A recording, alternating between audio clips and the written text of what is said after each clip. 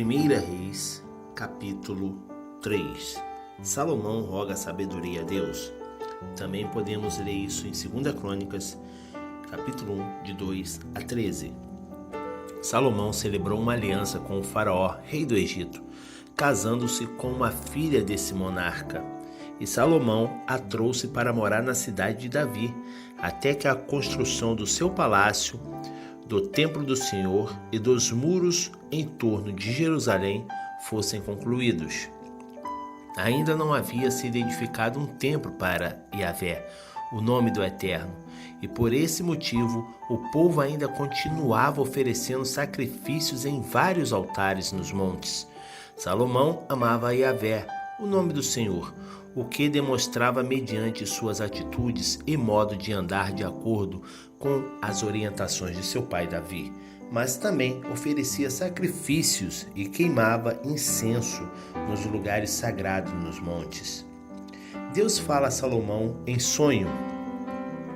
O rei Salomão foi a Gibeon para lá oferecer sacrifícios, porquanto ali se encontrava o principal lugar sagrado, e ofereceu naquele altar 1000 holocaustos queimados. Em Gibeon, Yahvé apareceu em sonho a Salomão durante a noite. Deus disse: "Pede o que desejares e eu te darei." Ao que Salomão respondeu: "Tu demonstraste uma grande benevolência para com o teu servo Davi, meu pai, porque ele caminhou diante de ti em fidelidade, justiça e retidão de coração para contigo. Tu mantiveste prodigiosa misericórdia para com ele e lhe concedeste um filho que hoje se assenta no seu trono. Agora, pois, Yahvé, Senhor meu Deus, constituísse rei a teu servo em lugar de meu pai Davi, mas eu não passo de um jovem que não sabe liderar. Teu servo se encontra no meio do povo que tu mesmo escolheste, uma população tão grande que nem se pode contar. Dá, portanto, a teu servo um coração sábio que possa discernir entre o bem e o mal, a fim de que eu possa governar o teu povo com justiça e equidade, pois sem a sabedoria que vem de ti, quem pode governar esse teu grande povo?" O desejo de Salomão muito agradou ao Senhor. Por esse motivo, Deus lhe declarou: "Porque foi esse o teu pedido, e já que rogasse para ti vida longa, nem riqueza, nem a vida dos teus inimigos, mas solicitasses para ti discernimento para ouvir e julgar com justiça, farei o que pedistes. Eu te concederei um coração sábio e capaz de discernir com inteligência, como jamais houve antes de ti, e depois de ti nunca haverá.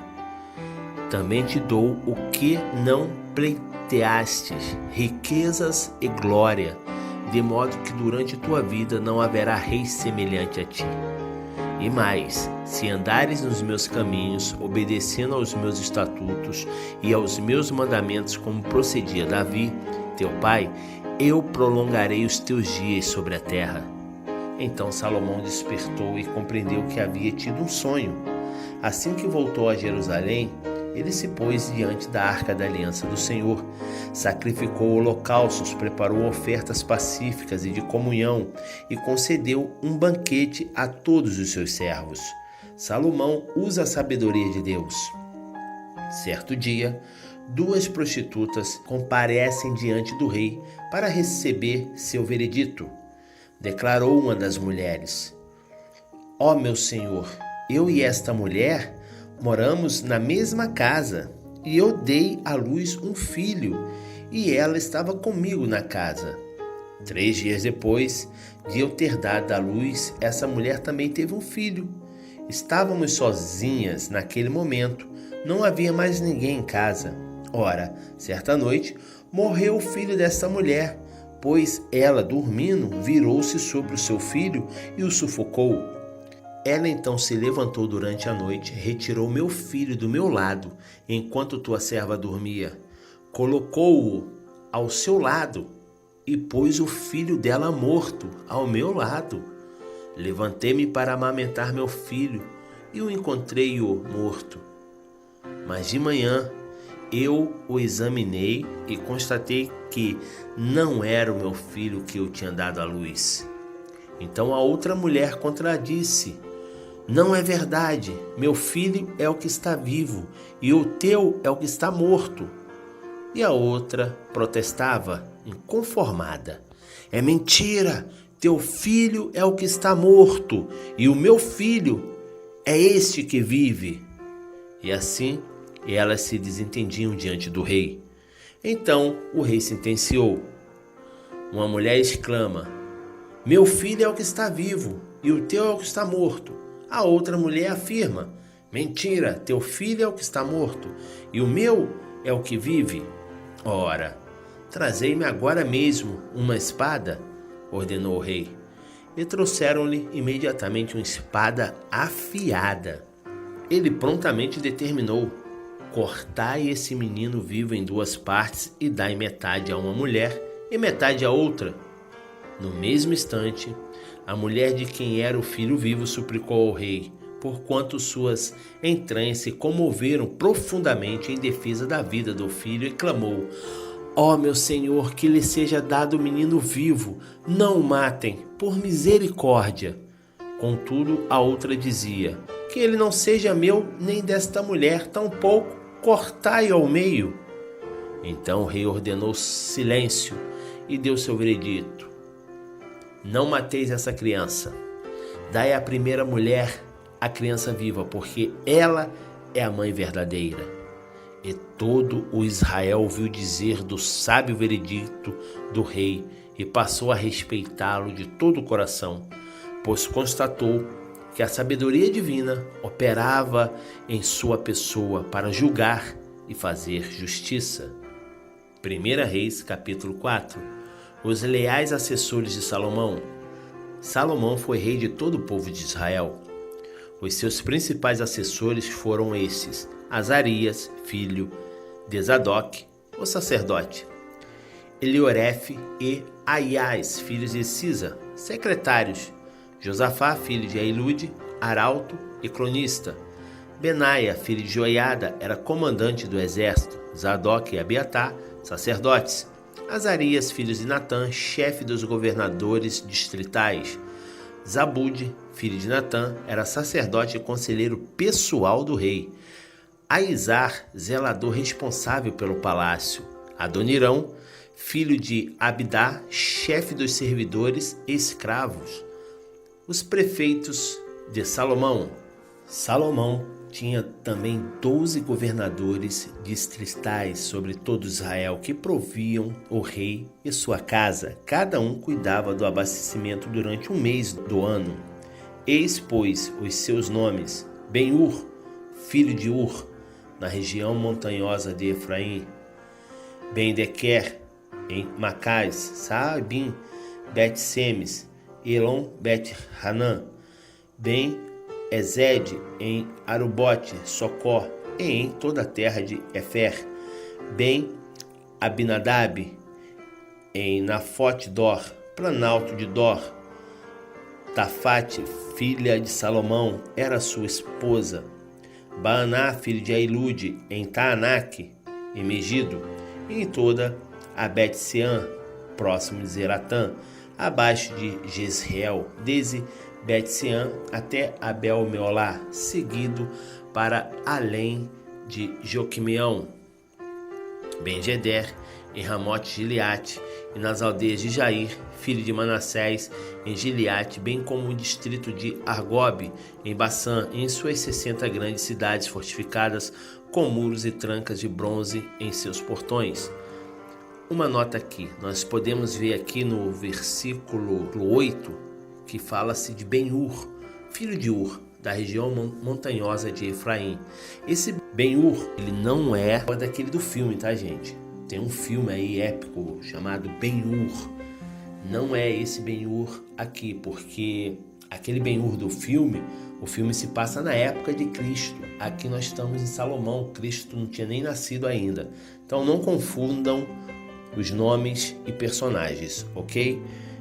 Continuando, a gente paramos no versículo 13. Ainadab, filho de Ido, em Manaim; Aimais, em Naphtali, ele se casou com Besemate, filha de Salomão. Baaná, filho de Usai, em Aser, em Bealote. Josafá, filho de Parua, em Isacar. Simei, filho de Elá, em Benjamim. Geber, filho de Uri, na região de Gade, terras de Seom, rei dos amorreus, e de Og, rei de Bassã, que era governador absoluto nesse distrito. As provisões diárias do reino. O povo de Judá e de Israel era tão numeroso como os grãos da areia da praia do mar. Todas as pessoas tinham fartura em comida e bebida, viviam em paz e eram muito felizes. Salomão estendeu seu domínio sobre todos os reinos existentes, desde o rio Eufrates até a terra que coube aos filisteus e até a fronteira com o Egito. Todos esses reinos dominados pagavam-lhe impostos e estiveram sob a majestade de Salomão durante toda a sua vida. Os mantimentos que Salomão e sua corte demandavam todos os dias eram em torno de 6.000 quilos de farinha de trigo e 6.000 quilos de farinha de outros cereais, 10 bois gordos, 20 bois de pasto e 100 carneiros, bem como servos, gazelas e aves escolhidas. Salomão dominava todos os reinos a oeste do Eufrates, desde Tífisa até Gaza, e as populações viviam em paz em todas as fronteiras. Durante toda a vida de Salomão, Judá e Israel viveram em plena paz e segurança em seus territórios, cada cidadão debaixo da sua videira e da sua figueira, desde Dan até Berseba. Salomão possuía 4.000 baias para os cavalos dos seus carros de guerra e 12.000 cavalos de cavalaria. Os seus 12 prefeitos ou administradores distritais, cada um no seu respectivo mês, ficavam responsáveis pelo fornecimento da lista de alimentos que Salomão precisava para si mesmo e para todos que viviam no palácio. Os administradores não deixavam faltar nada para o rei e sua corte. Cada um também fornecia e entregava no devido lugar a sua cota de cevada e de palha para alimentar os cavalos que puxavam os carros de guerra e para os animais de trabalho. O famoso saber de Salomão. Deus concedeu a Salomão generosa porção de sabedoria e entendimento, uma capacidade de discernimento muito além do normal e conhecimentos tão abrangentes e profundos que não podiam ser medidos. A sabedoria divina outorgada a Salomão era maior do que a de todos os homens do Oriente e maior do que toda a sabedoria do Egito. Salomão era mais sábio do que qualquer ser humano, mais do que os Esraíta Etan, mais sábio que Emã, Calcol e Darda, filhos de Emaol. Sua fama espalhou-se por todas as nações em redor.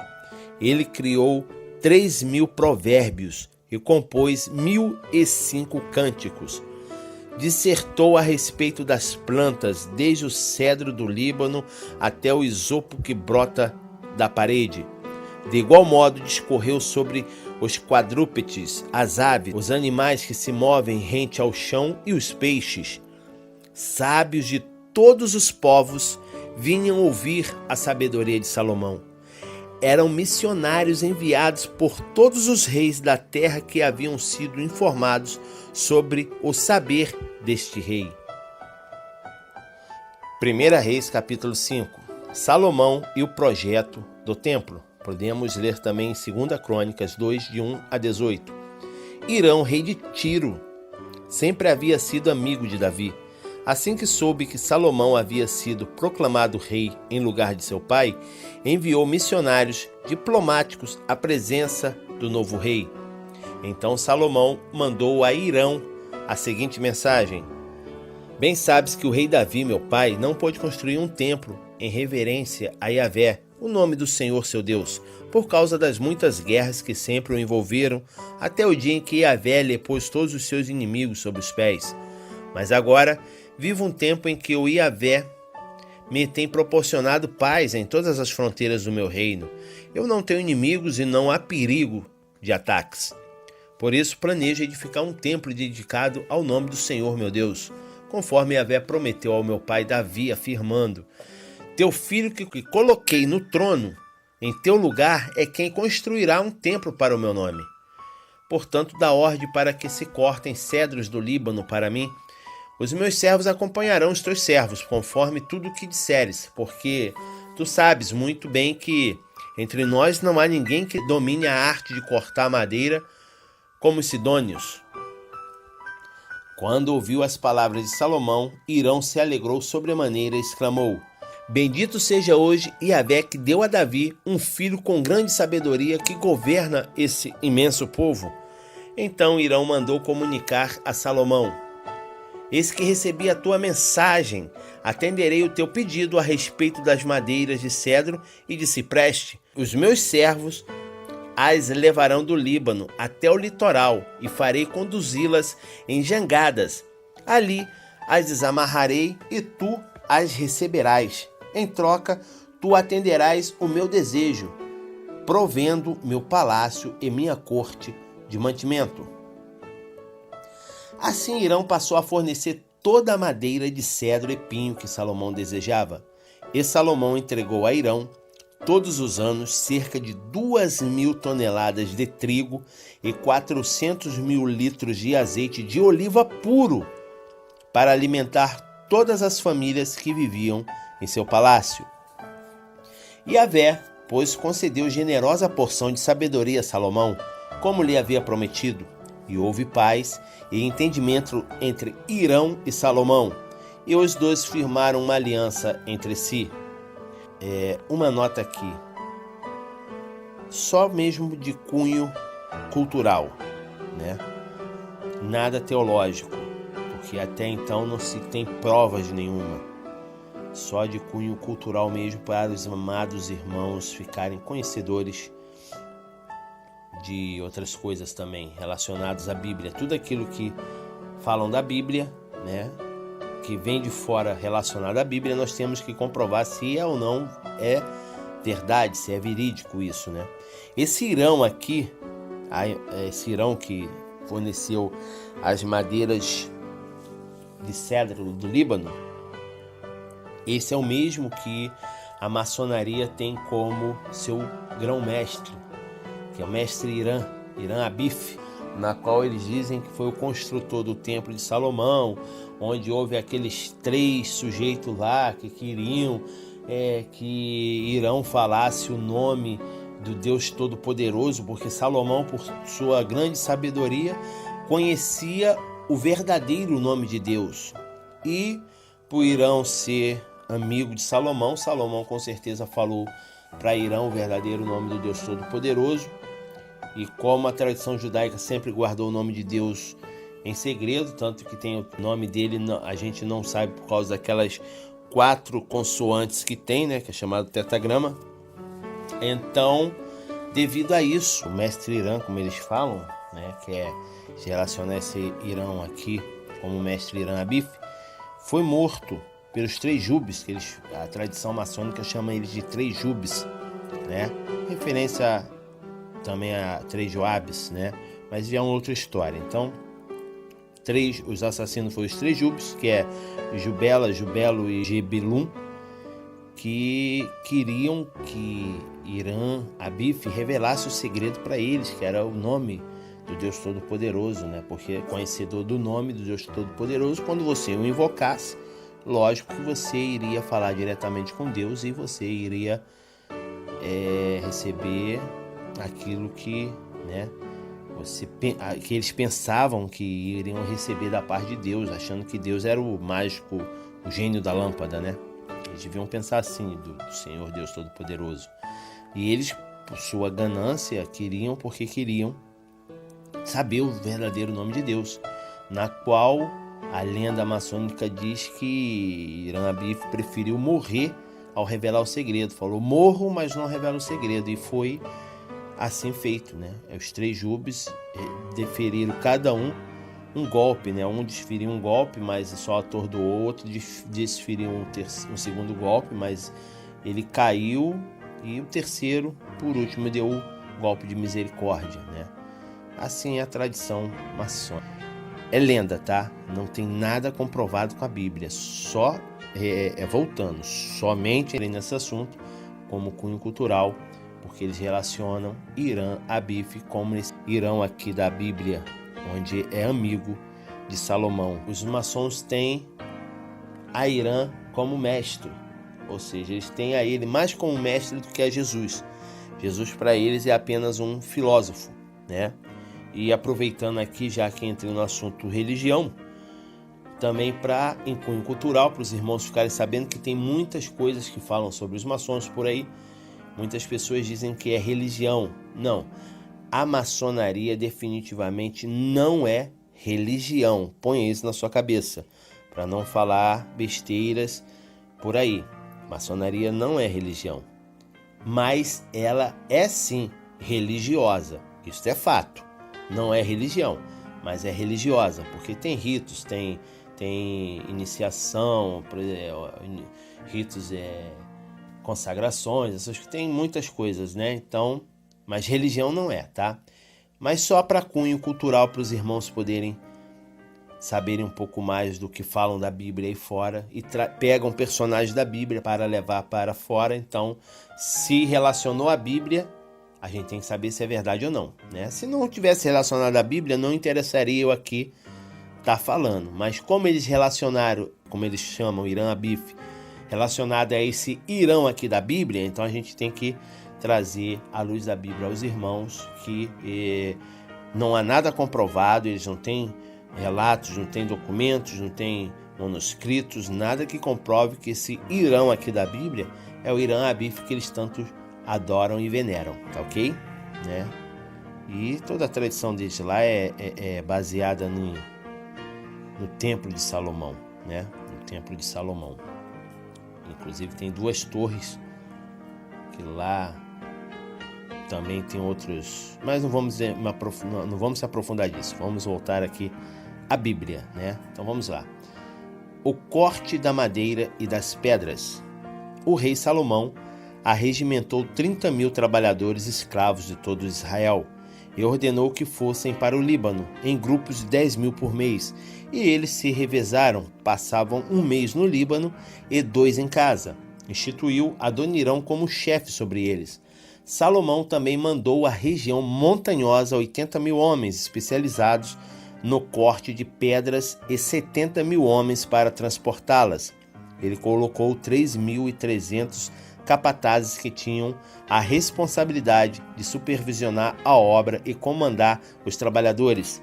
Obedecendo às ordens do rei Salomão, eles cortaram grandes blocos de rocha de ótima qualidade a fim de servirem de alicerce de pedras lavradas para o templo.